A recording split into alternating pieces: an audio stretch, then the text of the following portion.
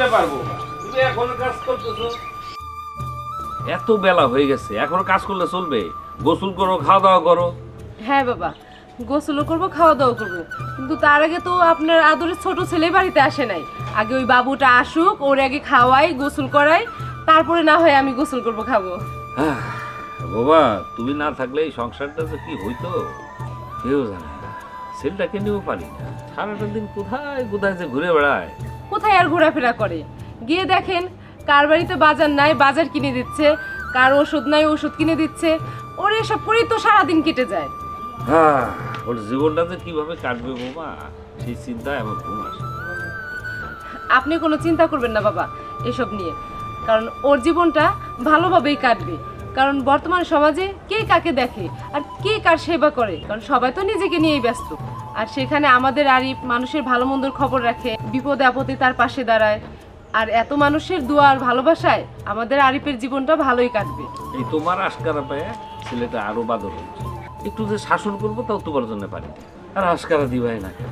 ওরে তো কখনো দেবরের মতো দেখো না, এই সন্তানের মতো। বাবা আপনি ঘরে যান তো, গিয়ে একটু বিশ্রাম নেন। হ্যাঁ, আমার আর চিন্তা কি, তোমার ছেলে তুমি দেখো। বাবা বেশি আশকারা দিও না, টাইটটা দিলে এসব ছেলে মেলে নষ্ট হয়ে যায়। ঠিক আছে, আমি ঘরে যাইতে।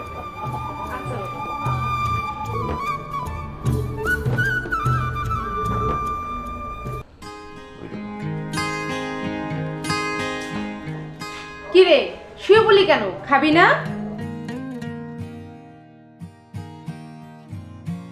খাবো তো, তুমি দিলেই খেতে বসবো। না, তোর এ বাড়িতে কোনো খাবার নেই। আচ্ছা, তোর কি খাওয়ার কথা মনে পড়ে না? দুপুরের খাবার খেলি তো বিকেল 5টায়। তোকে যে কত করে বললাম সন্ধ্যের মধ্যে বাড়িতে আসবি, তুই কি করলি? মাত্র আসলি, তাও আবার এসেই চুপচাপ শুয়ে পড়লি। তুই কি আমার একটা কথাও শুনবি না? আর তোর জন্য বাবার কাছে আর কত কথা শুনতে হবে বলতো তুই? তোমার কথা শুনবো না তো কার কথা শুনবো? তুমি হচ্ছে আমার জান্নাত, আমার ভাবিমা। তোমার কথা যদি না শুনি, আমি মরার পরে উপরে তো মা আমাকে ধরবে। কি রে, আবার শুরু করলি অলক্ষণী কথা। রুবি, এই রুবি। ওই যে তোর ভাই ডাকছে, গিয়ে শুনে আসি কি বলে। আসুন, খাবার টেবিলে রাখা আছে, তুই গিয়ে বস, আমি আসছি। ঠিক আছে। এই রুবি।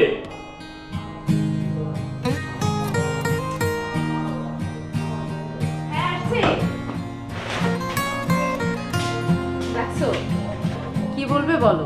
আমি আবার আরিফ কি খেতে দিয়েছি, আমি কাছে না থাকলে ও আবার হাত দিয়ে কিছুই নিয়ে খাবে না। দেখো, ও যথেষ্ট বড় হয়েছে, ওর কি লাগবে না লাগবে সেটাও নিজে নিয়ে খাইতে পারবে। আমি যে বিকেলবেলা তোমাকে বলে গেলাম কাল আমরা সকালে ঢাকা চলে যাব, কাপড় চাপড় সব গুছিয়ে রাখতে, সেটা তুমি করলে না কেন? কি বলছো এসব? বাবার আগের মাথায় তুই একটা কথা বলেছে, এর জন্য আমাদের বাড়ি থেকে চলে যেতে হবে? এত কথা আমি শুনতে চাই না। বাবা তার ছোট ছেলে আর তার সয় সম্পত্তি নিয়ে ভালোই থাকবে। কি যাতা বলছো এসব? আরিফ যেমন বাবার সন্তান, তেমনি তুমিও তো বাবার সন্তান। আর যা কিছু আছে বাবার, সব তো তোমাদের দুই ভাইয়েরই। আমি কিভাবে কথা বলবো সেটা তোমার কাছ থেকে শিখতে হবে না। আমি বলেছি কাল এই বাড়ি থেকে চলে যাব, তো চলেই যাব। তুমি ব্যাগ ট্যাগ সবকিছু গুছিয়ে রাখবে।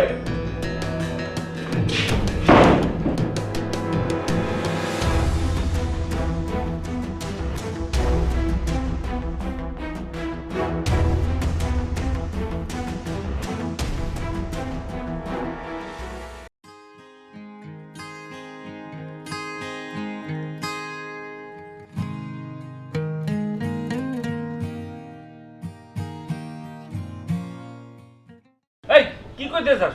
তোর জন্য আমি কিছুই করিনি। ধানি জমিগুলি বিক্রি করে শহরে রেখে তোর লেখাপড়া করেছি, আর কষ্ট কিছুই করিনি। হ্যাঁ, আমি জানি তুমি অনেক টাকা খরচ কইরা শহরে রাইখা তুমি আমার লেখাপড়া শিখাইছো।